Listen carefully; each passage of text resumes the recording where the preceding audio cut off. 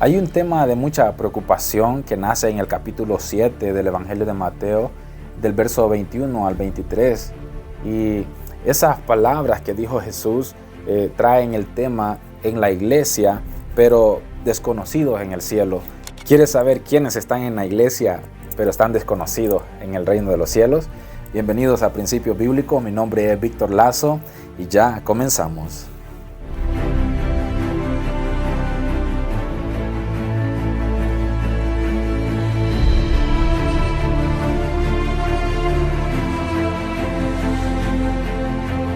Bien, antes de continuar con el tema, le invito a que si no se ha suscrito al canal Principios Bíblicos, lo puede hacer y también compartir la bendición con sus familiares y amigos. Y estamos con estos temas que son de mucha bendición para su vida. Así es de que vamos a continuar con este precioso tema que tenemos el día de hoy en la iglesia, pero desconocidos en el reino de los cielos. Y este tema nace del capítulo 7 del Evangelio de Mateo, en sus versos 21 al 23, donde el Señor dijo: no todo el que me dice Señor, Señor entrará en el reino de los cielos, sino el que hace la voluntad de mi Padre que está en los cielos. Muchos me dirán en aquel día: Señor, Señor, ¿no profetizamos en tu nombre? Y en tu nombre echamos fuera demonios, y en tu nombre hicimos muchos milagros. Y entonces les declararé: nunca os conocí, apartaos de mí, hacedores de maldad. Bien, tenemos la base bíblica para ahondar en este tema que es de mucho riesgo y peligro dentro de la iglesia contemporánea, porque estamos llenos en estos últimos tiempos de mucha gente que mofa porque tiene poder de Dios para sanar, para hacer grandes milagros, para profetizar, usar el nombre del Señor en muchas áreas, pero basado a la palabra y siempre usando principios bíblicos. En la ley del Señor, la ley dice: no tomarás el nombre de Jehová tu Dios en vano. Y aquí es donde radica el peligro de las personas que están en la iglesia, pero están desconocidos en el cielo. Pero ¿por qué estas personas siguen teniendo respaldo cuando usan el nombre del Señor aún así? Y tenemos que tomar una cita bíblica también para tener el principio bíblico que está en Romanos capítulo 11, verso 29, donde por revelación el apóstol Pablo escribió de esta manera y dijo: porque irrevocables son los dones y el llamamiento de Dios. ¿Qué quiere decir? Que el Señor siempre va a respaldar su palabra. En medio de quien se sea, el Señor su palabra la va a respaldar. Ahora, el punto y aparte en este tema es de que respaldo es una cosa, pero otra cosa es salvación. La salvación es muy separada de tener el respaldo de Dios. Y tenemos ejemplos bíblicos que vamos a usar en este tema para que tengamos una enseñanza bien concreta de lo que queremos llevar a su entendimiento. A través de las escrituras encontramos en el libro de Números la historia de Balaam.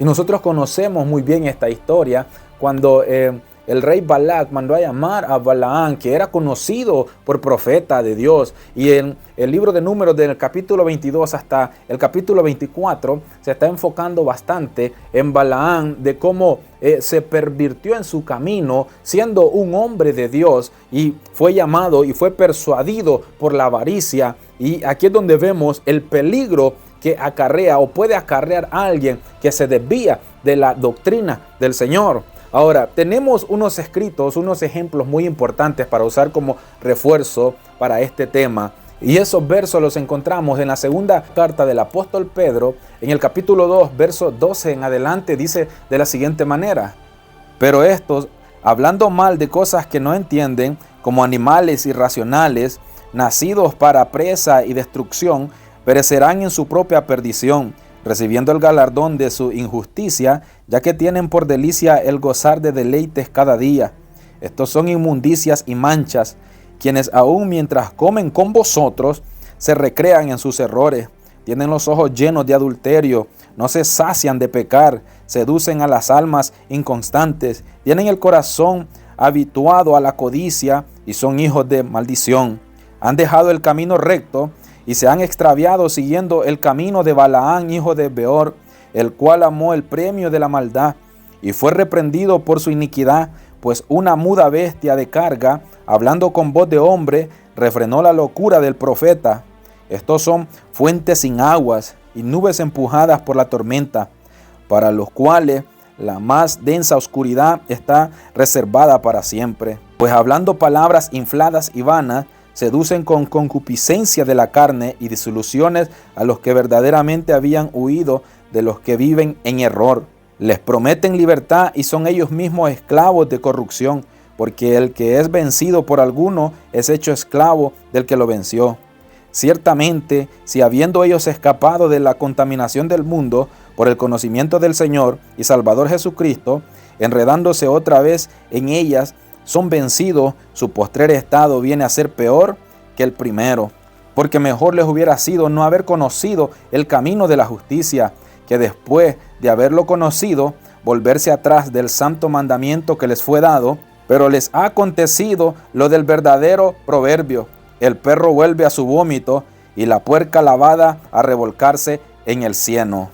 Bien, tenemos al apóstol Pedro, que está inspirado por el Espíritu Santo y trae y recalca también la historia del profeta Balaam, que se fue en el camino de su inmundicia, pero también recalca el problema fundamental que hay en la iglesia, y el problema que el apóstol Pedro se está refiriendo dentro de la iglesia es que hay gente que se dedicó, buscó el rostro del Señor, hicieron mucho por obtener dones de parte del Espíritu Santo, pero cuando los obtienen o los obtuvieron, se fueron en pos de su inmundicia, de su avaricia, de su ego, de su orgullo, de su arrogancia, y pervirtieron el camino. Ahora tenemos gente que está siendo respaldada por los dones, pero no significa que ellos sean salvos por Dios, porque ahora estamos aclarando de gente que estuvo en el camino, estuvo en el conocimiento, pero después volvieron a su mismo ego, a su misma arrogancia que hay en la concupiscencia del corazón del hombre, porque si hay algo que engaña el corazón del hombre es la concupiscencia. Ahí es donde está el verdadero problema del hombre cuando deja de ser guiado por el Espíritu para ser arrastrado a sus mismas pasiones carnales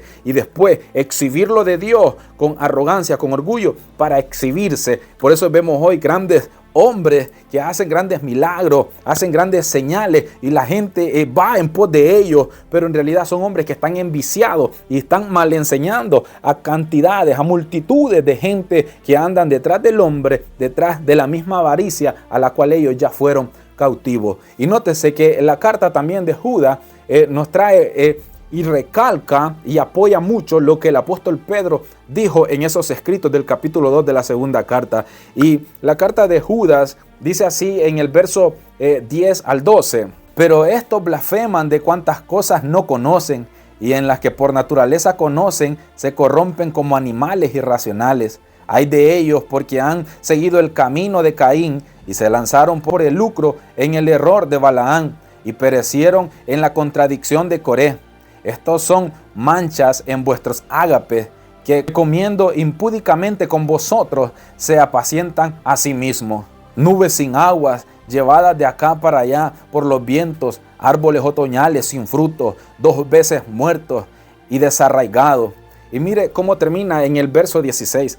Estos son murmuradores, querellosos, que andan según sus propios deseos, cuya boca habla cosas infladas, adulando a las personas para sacar provecho. Nótese que tanto el apóstol Pedro como Judas ahora están trayendo y descifrando quiénes son las personas que están en la iglesia, pero que son desconocidos allá en el reino de los cielos. Por eso el Señor Jesús dijo esas palabras, porque si hay algo de lo que rodea la iglesia hoy en día, es de mucha gente que está inflada de palabras, pero su fruto los elimina del reino de los cielos. Así es de que no los impresionen los hombres, que los impresione el Espíritu del Señor. Cuando el Espíritu de Dios obra, el fruto es fruto digno de arrepentimiento. Así es de que espero que este tema haya sido de bendición para su vida. Recuérdese, en la iglesia, pero desconocido en el reino de los cielos. No olvide suscribirse al canal, compartir la bendición de Dios y será hasta la próxima. Mi nombre es Víctor Lazo. Desde los estudios de Principio Bíblico nos despedimos.